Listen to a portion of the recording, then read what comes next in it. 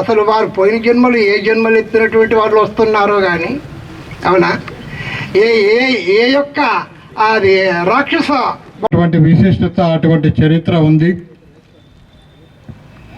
గోవింద గోవింద అని 7 కొండలు ప్రతిధ్వనిస్తుంది. గోవింద అంటే గోవును కాపాడేటువంటి దేవుడు. మరి అటువంటి దేవుడికి పెట్టేటువంటి నైవేద్యంలో జంతువుకు సంబంధించిన కొవ్వు కలవడం హిందూ సమాజాన్ని బాధ పెట్టింది. కల్తీ ఏదైతే కల్తీ చేసినటువంటి వారికి కఠినంగా శిక్షించాలని చెప్పి ఈరోజు విశ్వ హిందూ పరిషత్ నుండి త్వరగా సిట్టింగ్ జడ్జితో విచారణ జరిపి శిక్షించాలని విశ్వ హిందూ పరిషత్ నుండి కోరడం జరుగుతూ ఉంది. ఆ దేవుడు ఎట్లానే శిక్షిస్తాడు. వెంకటేశ్వర స్వామి పాపులను క్షమించేటువంటి స్వామి కాదు. నేను పాపం చేశాను, పాపుడిని నన్ను క్షమించి ప్రభువా అంటే క్షమించడానికి 7 కొండల మీద ఉన్నది యేసు ప్రభువు కాదు, వెంకటేశ్వర స్వామి. చెండాలు తీస్తాడు. ఎప్పుడు కూడా వెంకటేశ్వరతో పెట్టుకున్నవాడు ఎవడు లేడు. ఇందాకే చెప్పారు 7 కొండలు కాదు 2 కొండలు అన్నందుకు కొండలు కలిశాడు, ఏమి దొరకకుండా పోయాడు. మరి ఈరోజు ఏదైతే గుడి దేవాలయం మనం అనుకుంటున్నట్టు దేవాలయం ఏదైతే ఆధ్యాత్మిక కేంద్రం, మరి అటువంటి కేంద్రాలు ఈరోజు రాజకీయ ఆవాస కేంద్రాలుగా అయిన విషయం మన అందరం చూస్తున్నాం. ఎవడు అధికారంలో వస్తే వాడు ఇష్టం వచ్చినటువంటి వాళ్ళను పెట్టుకొని ఈ దేవాలయాల మీద ప్రజలకు మరి ఈ యొక్క హిందూ ధర్మం ఈ యొక్క జరిగినటువంటి ఎప్పుడైతే హిందూ ధర్మంలో జరిగేటువంటి పొరపాట్లకు ఎటువంటి ఏ సమస్య వచ్చినా సమాజం మొత్తం స్పందించేలాగా వారికి ఆ భగవంతుడు వాళ్ళందరికీ కూడా అవకాశం ఇవ్వాలని, ధ్యానం ఇవ్వాలని ఈ సందర్భంగా మీ అందరికీ మనవి చేసుకుంటూ జై హింద్.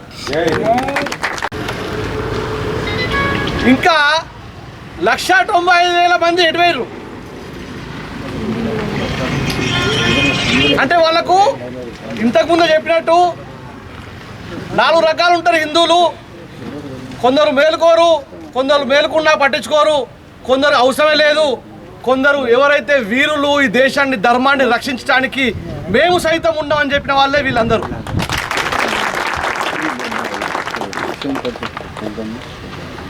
మనం ఇట్లా లేకపోతే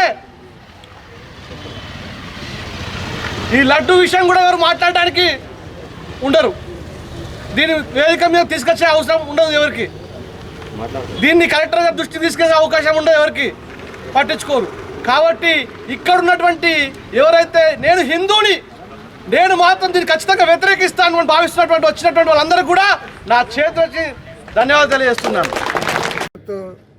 ఆధ్వర్యంలో ఈరోజు 2 రాష్ట్రాల్లో ఉన్నటువంటి అన్ని జిల్లాల ముందు తిరుమల తిరుపతి దేవస్థానం యొక్క లడ్డు కల్తీ జరిగినందుకు నిరసన కార్యక్రమం అన్ని కలెక్టరేట్ల ముందు జరుగుతున్నది.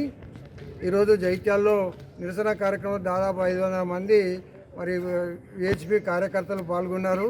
తిరుపతి లడ్డు లోపల మరి 320 రూపాయల కిలో కొని మరి దాంట్లో ఆవు తర్వాత పంది యొక్క పొట్ట భాగంలో ఉన్నటువంటి కొవ్వు కల్తీ జరిగింది.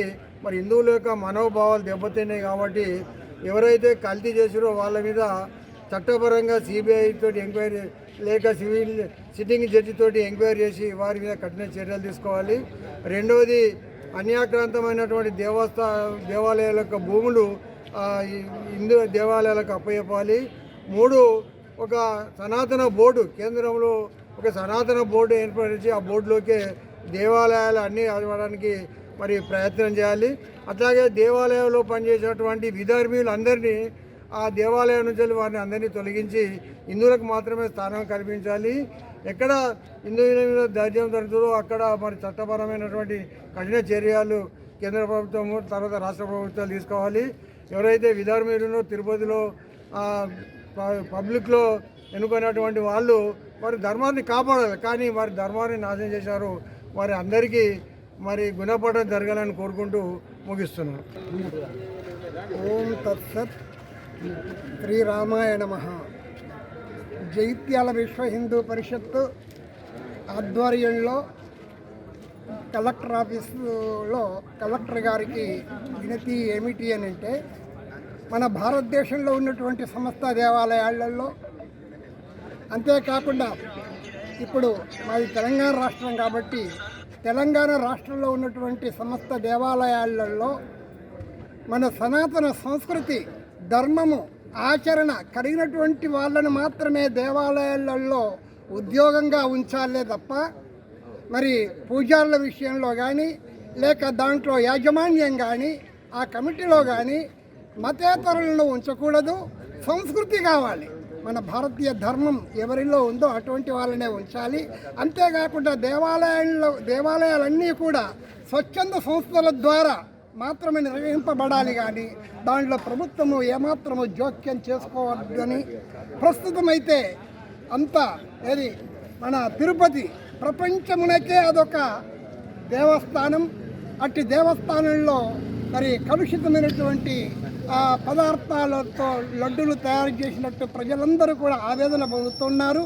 కాబట్టి ఇప్పటి నుంచి అయినా కానీ మరి దాన్ని చక్కదిద్ది మంచి సంస్కారం కలిగినటువంటి వాళ్ళని మాత్రమే దేవాలయాల్లో ఉంచి, ఎవరైతే ఈ దోషానికి పాల్పడ్డారో ఆ లడ్డు ద్వారా ఎంతమంది మనస్సు వేదన అనుభవిస్తున్నారో దానికి మూల పురుషులు ఎవరు అటువంటి వారిని కఠినంగా శిక్షించి ఇక ముందు ఇలాంటివి జరగకుండా మన తెలంగాణ రాష్ట్ర ప్రభుత్వం మరియు ఢిల్లీ ప్రభుత్వం కూడా ఈ విషయంలో చాలా కఠినంగా వ్యవహరించాలని, మా అందరి మనోవేదనలు చల్లార్చాలని కోరుతూ ఉన్నాం.